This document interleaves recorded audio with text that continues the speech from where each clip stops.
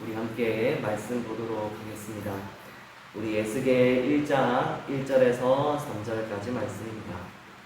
에스겔에서 1장 1절에서 3절까지 말씀 제가 봉독하도록 하겠습니다. 에스겔 1장 1절입니다. 30째 해에 넷째 달 초닷새에 내가 그발 강가에 사로잡힌 자 중에 있을 때에 하늘이 열리며 하나님의 모습이 내게 보이니 여호야긴 왕이 사로잡힌 지 5년 그달 초닷새라. 갈대아 땅 그발 강가에서 여호와의 말씀이 부시의 아들 제사장 나 에스겔에게 특별히 임하고 여호와의 권능이 내 위에 있으니라. 아멘. 우리 석절 말씀인데요. 우리 에스겔에서 1장 1절에서 3절까지 말씀 함께 나누길 소원합니다.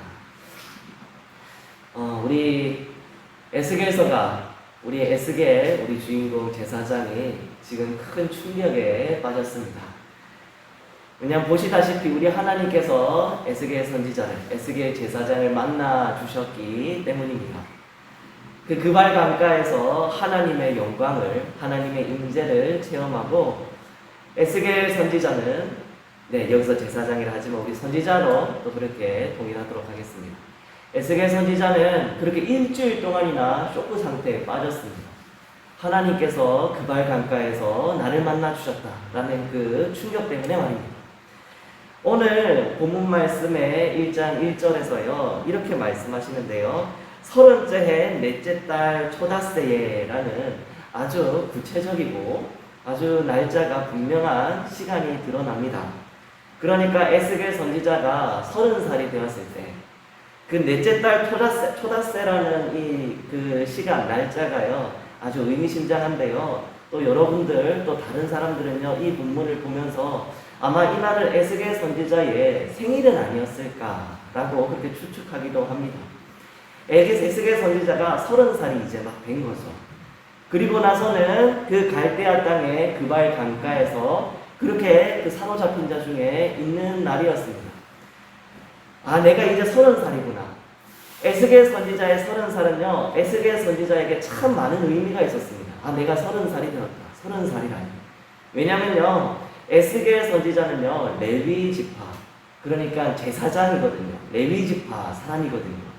우리 민수기 4장에서 살펴보면은요, 3장에요, 이렇게 말합니다.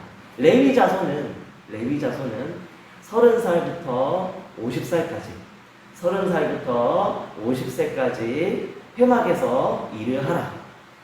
라고 그렇게 우리 하나님께서 명령하시고, 우리 레위 지파를 그 숫자를 세셨습니다. 그 세라고 명령을 하셨거든요. 그러니까, 우리 에스겔 선지자, 에스겔 제사장의 생각에서 보았을 때, 내가 이제 30살이 되었다.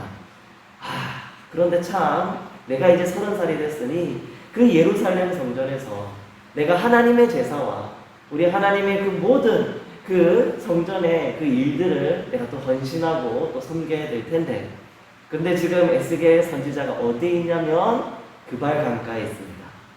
갈대아 땅 그발 강가에 있습니다. 그러면서 에스겔 선지자가 생각하는 것이죠. 난 대체 여기서 뭘 하고 있는가? 우리 2절에서 보면 이렇게 말씀하고 있습니다. 여호야긴 왕이 사로잡힌 지 5년 그달 초닷새라. 에스겔 선지자는요, 여호야긴 왕이 사로잡힌 그 해에 함께 그 바벨론 제국에게 사로잡혀서 갈대아 땅까지 끌려온 포로입니다. 그래서 벌써 5년이나 지났어요. 5년.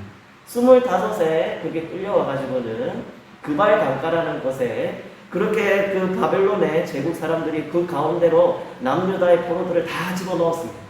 왜냐하면 거기에요 중요한 사업을 크게 벌이고 있었거든요. 바벨론이.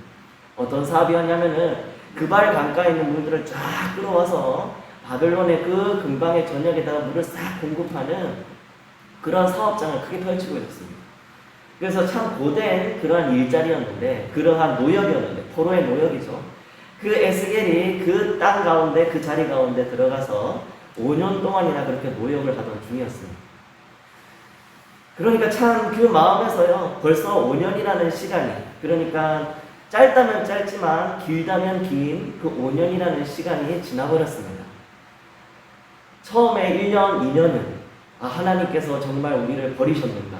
혹은 하나님이 우리를 심판하셨는가?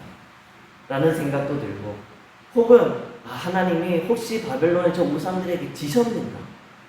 여러 의심들, 분노들, 슬픔들, 예루살렘 성전은 전소되어지고 불에 탔다는 소식은 들리는 거예요. 정말 그 마음 가운데 정말 여러 가지 생각들과 슬픔들과 그렇게 아픔들이 1년, 2년 지나가는 세월 가운데 불불 끌어올랐지만 그것이 3년, 4년, 또 5년 차로 지나가면서 어느 순간 그것들은 또 마음 가운데 정서들은 사그라들어 버리고 그냥 내일도 또 내일도 그렇게 포로의 생활로 포로의 모습으로 노역을 그렇게 계속하는 그러한 생활에 좀 많이 익숙해진 상태였을 것입니다. 하나님이라는 생각, 하나님이라는 우리 예루살렘 성전이라는 그런 하나님의 땅, 우리 가나안 땅에 대한 생각은 점점 희미해지고요. 이제 그 갈대아 땅 그발 강가에서 매일 출근하는 것이 자신의 일상인 줄 알았는데 갑자기 하나님이 그 가운데서 임재하신 것입니다. 3절에 갈대아 땅, 우리 이렇게 말씀하시는데요. 3절에 갈대아 땅 그발 강가에 여호와의 말씀이 부시의 아들 제사장 나 에스겔에게 특별히 임하고 여호와의 권능이 내 위에 있습니다. 그렇게 30살이 되었을 때요, 이제는 내가 예루살렘 성전에 지금 있었으면은 그 교회를 섬기고 그 성전의 제사를 헌신하면 내가 도왔을 텐데, 아버지가 그렇게 했었듯이 내 형제들이 그렇게 했었듯이 나도 그렇게 했을 텐데 이제는 아무 소용이 없는 옛 과거의 추억이구나 라면서 그 강가를 걷고 있던 에스겔에게 하나님께서 만나주셨습니다. 이 모습을 보면서요, 저는 저희 등대교회가 우리 성도분들이 생각이 났어요. 이 시간에 생각이 났어요. 우리 하나님께서요, 이 시간 가운데 우리 하나님이 에스겔을 특별히 만나주신 것처럼, 특별히 그 가운데 하나님이 임재하신 것처럼 오늘 이 기도하는 시간 가운데 우리 하나님께서 특별히 임하실 것을, 우리를 또 만나주실 것을 이 말씀을 통해 또 소원드리고 믿습니다. 할렐루야. 네, 아멘. 왜냐면요, 이 시간 가운데 들려오는 그 기도의 제목들이 그 하나님 마음에 합한 마음의 소원들이 저희들 마음 가운데 샘솟게 하시고 기도를 끊어지지 않게 하시고 또 이 자리 가운데 무릎 꿇고 하나님께 나오게 하셨기 때문입니다. 특별합니다. 네, 에스겔과 만나주신 하나님의 이 특별한 만남은요, 정말 말씀 가운데서도 특별하기에 특별하다는 말이 붙었을 겁니다. 모세도 특별하죠. 다윗도 특별할 겁니다. 사도 바울도 하나님이 예수 그리스도께서 다메섹 가운데서 도상 가운데서 특별히 만나주셨습니다. 그러나요, 우리 하나님은요, 그들만 특별하게 생각하셔서 혹은 그 몇몇 사람들만 특별하게 생각하셔서 이렇게 특별히 만나주신 거라고 생각하지 않습니다. 이 시간 우리 성도분들, 우리 장로님들, 권사님들, 우리 집사님들, 그리고 온라인 가운데서도 함께 이 기도의 시간들을 생각하셔서 함께 기도하기를 소원하여서 함께 또 함께 보고 계시는 우리 모든 성도들이 하나님이 정말 에스겔과 같이 우리 성경 가운데 있는 여러 인물들과 같이 특별히 생각하셔서 이 자리 가운데 저희들도 만나주시고 그들 가운데 삶이 끝나는 날까지 계속해서 교제하시며 동행하신 것처럼 오늘 이 시간 저희 성도분들 한 사람 한 사람에게 하나님께서 계속해서 오늘도 내일도 그 다음 날도 교제하시고 동행할 것을 믿습니다. 우리 하나님께서요, 에스겔을 만나 주셔서 에스겔의 손과 발을 통하여서 하나님의 일을 성취하셨습니다. 우리 하나님께서 만나주신 우리 성도분들, 우리의 성경 가운데 있는 그 믿음의 손자들이 그 자신들의 입술과 그 손발을 통하여서 하나님의 그 일이 이루어졌습니다.